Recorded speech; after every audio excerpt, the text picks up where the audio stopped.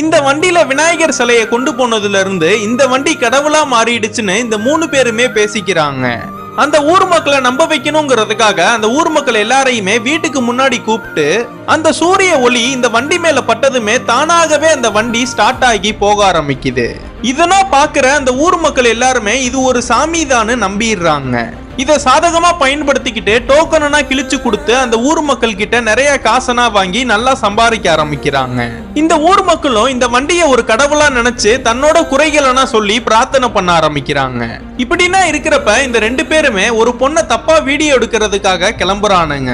இதெல்லாம் தெரிஞ்சுக்கிட்ட இந்த வண்டியும் அந்த 3 பேர்ல ஒருத்தவனை வண்டியில கூட்டிட்டு போய் இந்த 2 பேரை மாட்டி விட்டுருது.